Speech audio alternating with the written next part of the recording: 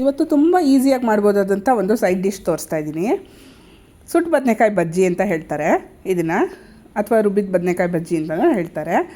ಒಂದು ದೊಡ್ಡ ಸೈಜ್ ಬದನೆಕಾಯಿ ತೊಗೊಂಬಿಟ್ಟು ಅದನ್ನು ತೊಳ್ಕೊಂಬಿಟ್ಟು ಅದಕ್ಕೆ ಈ ಥರ ತೂತಗಳು ಮಾಡಿಬಿಟ್ಟು ಆ ತೂತದಲ್ಲಿ ಮೆಣಸಿನ್ಕಾಯಿನ ಸೇರಿಸ್ಬೇಕು. ಮೆಣಸಿನ್ಕಾಯಿನ ಒಳಗೆ ತನಕನೂ ಸೇರಿಸೋದು ಇಂಪಾರ್ಟೆಂಟು. ಯಾಕೆಂತಂದರೆ ಆಚೆ ಕಡೆನೇ ಇತ್ತು ಅಂತಂದರೆ ಮೆಣಸಿನ್ಕಾಯಿ ಪೂರ್ತಿ ಸೀದೋಗುತ್ತೆ, ಆಮೇಲೆ ನಿಮಗೆ ಟೇಸ್ಟ್ಗೆ ಮೆಣಸಿನ್ಕಾಯಿ ಖಾರ ಸಾಲಲ್ಲ ಅನ್ನೋಂಗಾಗುತ್ತೆ. ನಾನು ಒಂದು ಬದನೆಕಾಯಿಗೆ ಒಂದು 4 ರಿಂದ 5 ಮೆಣಸಿನ್ಕಾಯಿ ತೊಗೊಂಡಿದ್ದೀನಿ. ನೀವು ಇನ್ನೂ ಖಾರ ಹಾಕ್ಕೊಳ್ಳೋದಾದರೆ 10 ತನಕನೂ ಆರಾಮಾಗಿ ಹಾಕ್ಕೋಬೋದು. ನೋಡ್ಕೊಂಡು ಹಾಕ್ಕೊಳ್ಳಿ ನೀವು ಖಾರ ಇರೋ ಮೆಣಸಿನ್ಕಾಯಿ ಆದರೆ. ಆಮೇಲೆ ಈ ಥರ ಬದನೆಕಾಯಿನ ಹೊರಳಿಸ್ಕೊಂಡು ಚೆನ್ನಾಗಿ ಸುತ್ತೂರು ಬೇಯಿಸ್ಕೋಬೇಕು. ನೀಟಾಗಿ ಬೇಯೋದು ತುಂಬ ಇಂಪಾರ್ಟೆಂಟು. ಚೆನ್ನಾಗಿ ಬೆಂದಿಲ್ಲ ಅಂತಂದರೆ ಚೆನ್ನಾಗಾಗಲ್ಲ ಇದು. ಆಮೇಲೆ ನೋಡಿ, ಸಣ್ಣ ಉರಿ ಇಟ್ಕೊಂಡು ಬೇಯಿಸ್ಕೊಳ್ಳಿ. ದೊಡ್ಡ ಉರಿನಲ್ಲಿ ಬೇಯಿಸ್ಕೊಂಡ್ರೆ ಒಳಗೆ ಚೆನ್ನಾಗಿ ಬೇಯಲ್ಲ. ಒಂದು 5 ರಿಂದ 8 ನಿಮಿಷದ ತನಕನೂ ಬೇಕಾಗತ್ತೆ. ಉರಿ ಮೇಲೆ ಡಿಪೆಂಡ್ ಆಗುತ್ತೆ, ಮತ್ತು ಬದನೆಕಾಯಿ ಸೈಜ್ ಮೇಲೂ ಡಿಪೆಂಡ್ ಆಗುತ್ತೆ. ಒಟ್ಟಲ್ಲಿ ಚೆನ್ನಾಗಿ ಬೆಂದು ಈ ಥರ ಶ್ರಿಂಕ್ ಆಗಬೇಕು ಬದನೆಕಾಯಿ. ಮತ್ತು ಒಳಗಡೆ ಇರೋ ಪಾರ್ಟು ನೋಡಿ ಕಾಣಿಸುತ್ತಲ್ವಾ, ಅದು ಸ್ವಲ್ಪ ಕಲರ್ ಚೇಂಜ್ ಆಗಿರಬೇಕು. ನಾನು ಇಲ್ಲಿ ನೋಡಿ ಒಳಗಿಂದ ಹೊಗೆ ಬರೋವರೆಗೂ ಚೆನ್ನಾಗಿ ಬೇಯಿಸ್ಕೊಂಡಿದ್ದೀನಿ. ಇದನ್ನು ಬೇಯಿಸ್ಕೊಂಡು ಒಂದು ತಟ್ಟೆಗೆ ತೆಗೆದು ಸಪ್ರೇಟಾಗಿ ತೆಗೆದಿಟ್ಕೊಂಡ್ಬಿಡ್ಬೇಕು. ಆಮೇಲೆ ಒಂದು ಮಿಕ್ಸಿ ಜಾರ್ಗೆ 1 ಹಿಡಿಯಷ್ಟು ಕೊತ್ತಂಬರಿ ಸೊಪ್ಪು, ಆಮೇಲೆ 1 ಹಿಡಿಯಷ್ಟು ಹುರ್ಗಡ್ಲೆ, ಆಮೇಲೆ 1.5 ಹಿಡಿಯಷ್ಟು ಕಾಯಿ ತುರಿ, ಆಮೇಲೆ ರುಚಿಗೆ ಬೇಕಾಗಿರೋಷ್ಟು ಉಪ್ಪು ಎಲ್ಲ ಹಾಕ್ಬಿಟ್ಟು,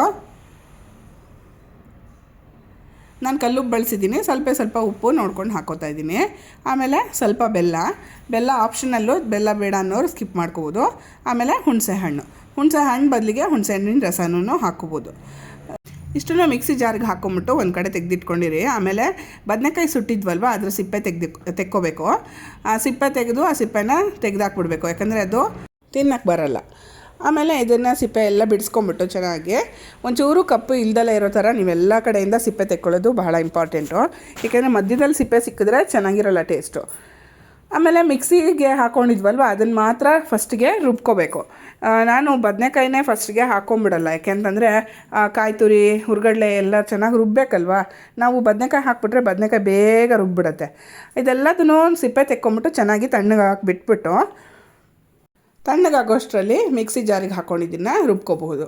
ಸೊ ನಾನು ನೋಡಿ ತೊಟ್ಟನ್ನು ಕಟ್ ಮಾಡಿ ಬಿಸಾಕ್ತಾಯಿದ್ದೀನಿ. ತೊಟ್ಟು ಸೇರಿಸಿದ್ರೆ ಅದು ಗಟ್ಟಿ ಇರುತ್ತೆ, ಅದನ್ನು ಟೇಸ್ಟ್ಲೆಸ್ ಇರುತ್ತೆ, ಹಾಗಾಗಿ ಅದನ್ನು ಹಾಕ್ಕೊಳ್ಳಲ್ಲ.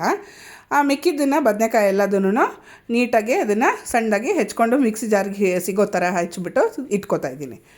ಸಿಪ್ಪೆ ಅಂಥದ್ದು ಇಲ್ಲ. ಸೊ ಎಲ್ಲ ಬದನೆಕಾಯಿ ಎಲ್ಲ ಚೆನ್ನಾಗಿ ಕಟ್ ಮಾಡ್ಕೊಂಡು ತೆಗೆದಿಟ್ಕೊಂಡು ಮಿಕ್ಸಿ ಜಾರಿಗೆ ಹಾಕಿದ್ದನ್ನು ಒಂದು ಸ್ವಲ್ಪ ನೀರು ಹಾಕ್ಬಿಟ್ಟು ರುಬ್ಕೊಂಬರ್ಬೇಕು. ಕೊತ್ತಂಬರಿ ಸೊಪ್ಪು ಹಾಕಿಲ್ಲ ಅನ್ನೋದಾದರೆ ವೈಟ್ ಕಲರ್ ಇರುತ್ತೆ, ಕೊತ್ತಂಬರಿ ಸೊಪ್ಪು ಸೇರಿಸಿರೋದ್ರಿಂದ ಇಲ್ಲಿ ಗ್ರೀನ್ ಕಲರ್ ಆಗಿದೆ. ಅದಾದಮೇಲಿಂದ ಬೆಂದಿರೋ ಬದನೆಕಾಯಿ ಮತ್ತು ಮೆಣಸಿನ್ಕಾಯಿನ ಸೇರಿಸ್ಬಿಟ್ಟು ಸ್ವಲ್ಪ ರುಬ್ಕೋಬೇಕು. ಫಸ್ಟಿಗೆ ನೀವು ಮೆಣಸಿನ್ಕಾಯಿ ಮಾತ್ರ ತೆಕ್ಕೊಂಬಿಟ್ಟು ಅದನ್ನು ಚೆನ್ನಾಗಿ ರುಬ್ಕೊಂಬಿಟ್ಟು ಹಾಕ್ಕೋಬೋದು. ಸ್ವಲ್ಪ ಈ ಸ್ಟೇಜಲ್ಲಿ ಸೇರಿಸಿದ್ರೆ ಮೆಣಸಿನ್ಕಾಯಿನೂ ಸ್ವಲ್ಪ ಸಿಗೋಂಗಿರುತ್ತೆ, ಅಕಸ್ಮಾತ್ ತಿನ್ನಲ್ಲ ಅನ್ನೋರು ತೆಗೆದಿಡ್ಬೋದು. ನೋಡಿ ರುಬ್ಕೊಂಬಂದಿದ್ದೀನಿ, ಒಳ್ಳೆ ಕನ್ಸಿಸ್ಟೆನ್ಸಿ ಇದೆ, ಕರೆಕ್ಟಾಗಿ ಚಟ್ನಿ ಥರ ಇರುತ್ತೆ ಇದು. ಆಮೇಲೆ ಇದಕ್ಕೆ ಒಂದು ಒಳ್ಳೆ ಎಣ್ಣೆ, ಸಾಸಿವೆ, ಹಿಂಗಿನ ಒಗ್ಗರಣೆ ಕೊಟ್ಬಿಟ್ರೆ ತುಂಬ ಟೇಸ್ಟಿಯಾಗಿರುವಂಥ ಬದನೆಕಾಯಿ ರುಬ್ಬಿದ ಬಜ್ಜಿ ರೆಡಿ ಆಗುತ್ತೆ. ಇದನ್ನು ನೀವು ದೋಸೆ, ಚಪಾತಿ, ರೊಟ್ಟಿ, ಅನ್ನದ ಜೊತೆ ಕಲಿಸ್ಕೊಳ್ಳೋಕ್ಕೆ ಎಲ್ಲದಕ್ಕೂ ಉಪಯೋಗಿಸ್ಬೋದು.